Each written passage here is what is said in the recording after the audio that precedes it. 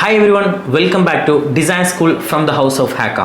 Okay, നമ്മൾ ഇന്ന് സംസാരിക്കാൻ പോകുന്നത് ടൈപ്പോഗ്രഫി ക്രൈംസ്. കഴിഞ്ഞ വീഡിയോയിൽ പറഞ്ഞ പോലെ തന്നെ 12 ടൈപ്പോഗ്രഫി ക്രൈംസിൽ നിന്ന് അതിൽ 6ാമത്താണ് നമ്മൾ ഇന്ന് സംസാരിക്കാൻ പോകുന്നത്. Crime number 6. Okay, hatch marks ആവശ്യമില്ലാണ്ട് യൂസ് ചെയ്യുക എന്നുള്ളത്.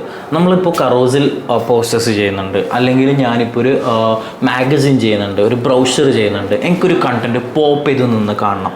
അങ്ങനെ ആകുമ്പോൾ എനിക്ക് പോപ്പ് ചെയ്യാൻ വേണ്ടിയിട്ട് ഞാൻ ആവശ്യമില്ലാണ്ട് എന്ത് ചെയ്യുന്നുണ്ട്, ഈ ഹാച്ച് മാർക്സിൻ്റെ അടുത്ത് കുറേ കളേഴ്സ് കൊണ്ടുപോയിടുക, അത് കൊണ്ടുപോയിട്ട് എന്ത് ചെയ്യുക, കുറച്ചും കൂടി വലുതാക്കുക, ചെറുതാക്കുക, അതിൻ്റെ യൂസേജ് ബാഡായിട്ട് എവിടേക്കോ കൊണ്ടുപോയി ചെയ്യുക എന്നുള്ളതാണ്.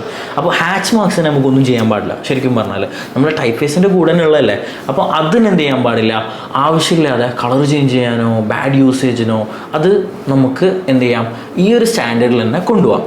ഓക്കെ, ഹാച്ച് മാർക്സ് പ്രോപ്പറായിട്ട് യൂസ് ചെയ്യേണ്ടതാണ്. Crime number 7. ഓക്കെ, എല്ലാ ഡിസൈനേഴ്സും സ്ട്രഗിൾ ചെയ്യുന്ന ഒരു പരിപാടിയാണ് റൊഷാക്ക് റാഗ് എന്ന് പറഞ്ഞു കഴിഞ്ഞാൽ. റൊഷാക്ക് റാഗ് എന്ന് പറഞ്ഞു കഴിഞ്ഞാൽ ഒന്നുമില്ല, നമ്മൾ ഈ കണ്ടൻറ്റ് വെബ്സൈറ്റിൽ കോണ്ടൻറ്റ് ഇടുമ്പോൾ, അല്ലെങ്കിൽ ഞാനൊരു പോസ്റ്ററിൽ കോണ്ടൻറ്റ് ഇടുമ്പോൾ നമുക്ക് കോണ്ടൻറ്റ് കുറേ ഉണ്ടാവും. അപ്പോൾ അതിൻ്റെ അലൈൻമെൻറ്റ് അല്ലെങ്കിൽ ഒരു ലേഔട്ട് സെറ്റ് ആവലുണ്ട്.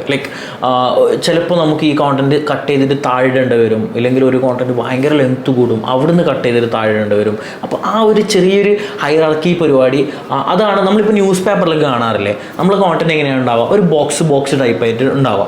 അപ്പോൾ ഇതിൽ ഡിസൈനേഴ്സ് കുറേ ടൈം സ്പെൻഡ് ചെയ്യും. ഈ റൊഷാക്ക് റാഗ് കയ്യിൽ ഒതുങ്ങിക്കഴിഞ്ഞാൽ നമ്മൾ ഡിസൈൻസ് ചെയ്യുന്ന സമയത്ത് പെട്ടെന്ന് നമുക്ക് എന്ത് ചെയ്യാം, ഔട്ട് കൊണ്ടുവരാൻ പറ്റും. അപ്പോൾ റൊഷാക്ക് റാഗ് എന്നാണ് നമ്മളെ ഒരു വിഷ്വലി നമ്മളെ പോസ്റ്റർ അടിപൊളിയാക്കി കാണിക്കുന്നത്.